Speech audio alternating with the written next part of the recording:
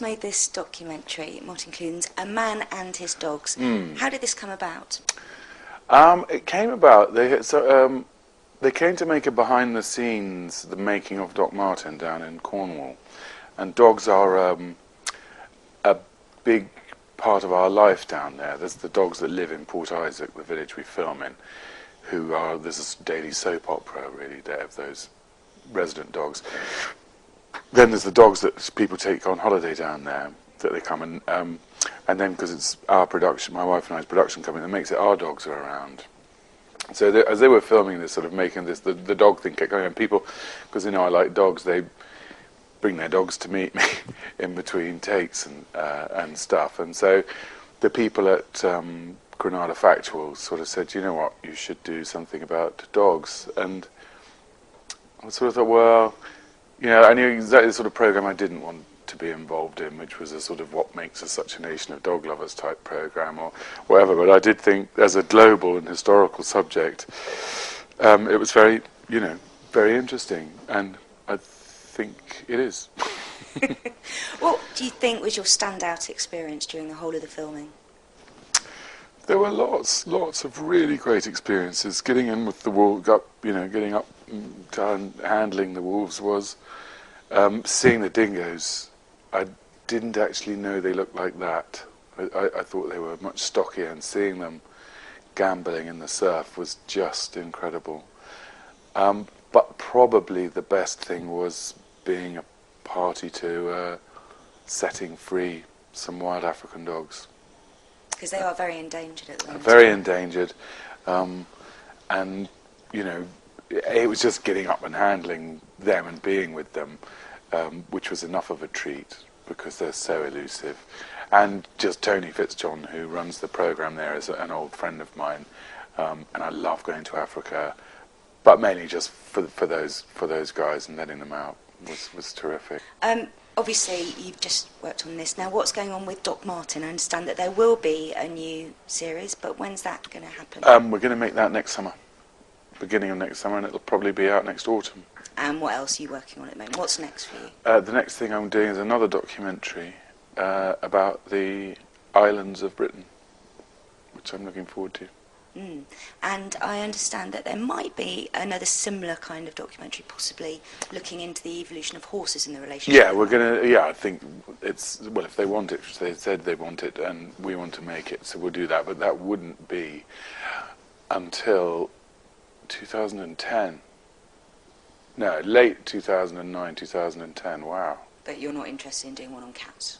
Not especially. No. Well, I love our cat. Naomi's got cats. There probably is a program to be made about cats. Let's get the horses out of the way first. Yes, absolutely. And finally, I'm just interested to know your views. Obviously, there's been a big rise recently in lots of stories about dangerous dogs, and it seems now that it seems to be a lot of blame on Staffordshire Bull Terriers. How do you think this could be combated? Because obviously there is the argument that there are no bad dogs, just bad owners. Yeah. And the rise of status dogs seems to be getting... Yeah, it's really thick behaviour. It's not clever. It's, you know, they've all got... if you know, Mary give you a bite. They've got lots of... Look at those teeth. They've all got them, and they've got those instincts. And, yeah, how dumb to sort of try and up those. They don't socialise them, they don't know anything. And then you've got the people who breed from aggressive dogs, breed with aggressive dogs to make super aggressive dogs. Unbelievably stupid. But then, you know, there's people who happy slap. There's, you know, there's morons everywhere. We can't blame the dogs. But do you think that there is an argument to bring back the dog licence? I think there should be something else. There should be like a sort of dog owning proficiency, or maybe if they want, but somebody would probably yell nanny state. But you wonder how many times humanity has to disgrace itself before it accepts a little policing. The price of this independence has been near extinction, as we've hunted them down and killed them as vermin. There are less than 3,000 left in the wild. Now, without some drastic help from us, it could disappear forever.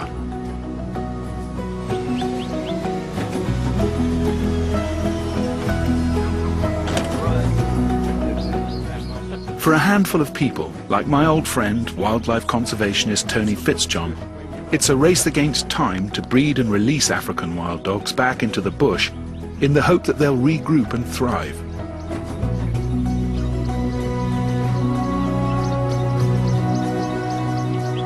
This is a first for me, to witness these fascinating creatures being released into their natural habitat. What's the difference between the domestic dog's kind of need for us in their social hierarchy and the fact that these guys won't live with humans? Well, they're funny, these guys.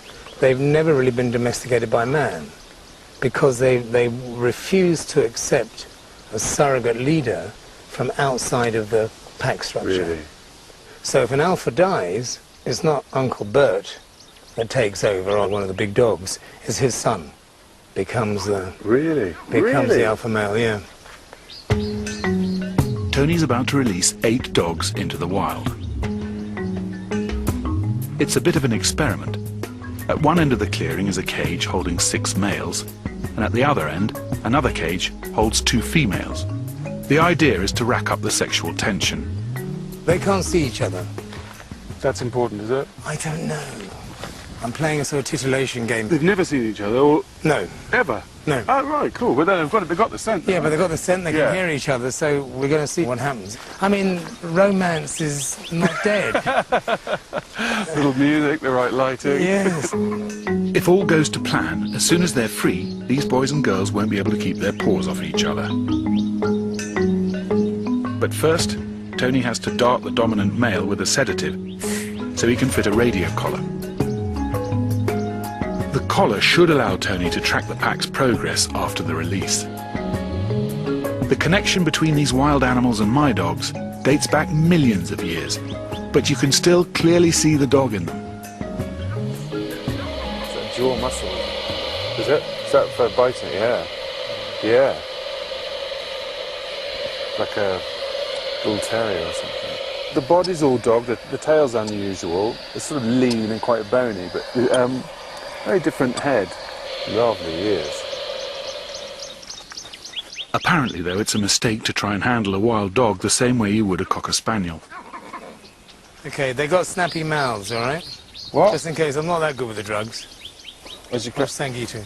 Oh, right, like that? Yeah. Seems a bit mean. But... Yeah, you've got, well, no. As long as you hold both ends up, they're okay. Oh, like that? Yeah? Oh. Blimey, if I did this to Mary.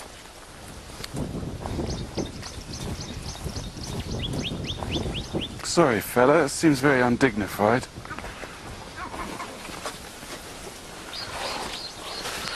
There you go. Let's get you sorted. These are the dogs that rejected humans. Even though Tony's raised and fed them from birth, unlike puppies or wolf cubs, they'll never be tamed. Now they're ready for the open spaces of the bush. But there's a complication. A lone female from an earlier release seems to want to join the boys. The trouble is, she's probably too old to follow them. So this idea, what do I do with her? Do I dart her and take her back to camp and keep her as a freak in a cage? No, or do I give her another month of freedom, you know? Because I don't think she'll keep up with them. Don't you? We should probably go off with them and die a natural death. die a dog's death. That's a lot, isn't it? No. Tony decides to leave the old girl alone and see what happens. Meanwhile, the collared male has regained consciousness. Whoa. Way. At last, we're ready to let these dogs taste true freedom for the first time. Right, what's going to happen? If you don't mind waiting here, Yeah. you'll let these dogs out, but wait for me. I'll go around the corner, let the 2 girls out. As you see the 2 girls pitch up on the carcass, let the guys out straight away. Okay, just push the door open, it'll stay open, then just move out of their way a bit so they can head around to Great. whatever. Is that right? Yeah. Very exciting. Give you a shout in a minute. It's quite a big thing for me to get to let these fellas out. Really expectant faces. It's all right, any second now, fellas.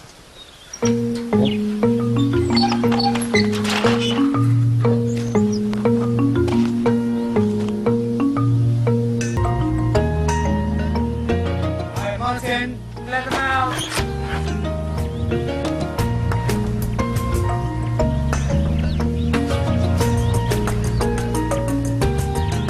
Without batting an eyelid at me, the males head straight for the goat carcass that's been laid out to try and bring them all together. Look at them. Look at them coming here now. They suddenly look completely different, don't they? Yeah, far more alive. The two young females are holding back, but apparently this caution is perfectly normal. Those two females are going to be fine with these guys a bit later on. It'll take the rest of the day, I think. It's a sort of acceptance thing. The big unknown is the outsider female. She's too old to get the boys' hormones racing, but she decides to dive in anyway. Big mistake. Hey! Hey! Hey! Hey! Hey!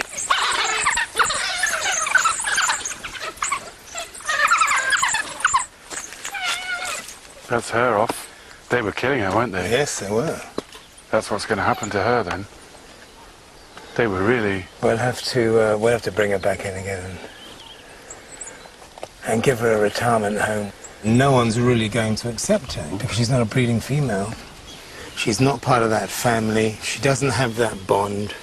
So if anything, this experiment shows that there's nothing as strong as the pack, is there? Nothing. And that when it's put to the test out in the wild, blood is thicker than others water. not tolerated. Yeah.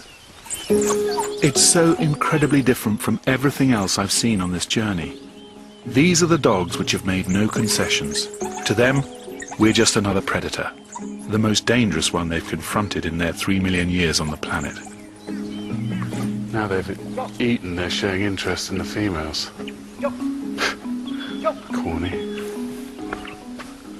I feel incredibly lucky to have been a part of setting free these wild dogs. I have to say, of all the dogs I've met on this trip, these are the ones that are most different in that they weren't bothered by the human presence. They weren't even interested in it. They just sort of got on with what they were doing, and that's why they've become so endangered, because they don't come up to us with that sweet innocence. They're not bothered, however beautiful they are.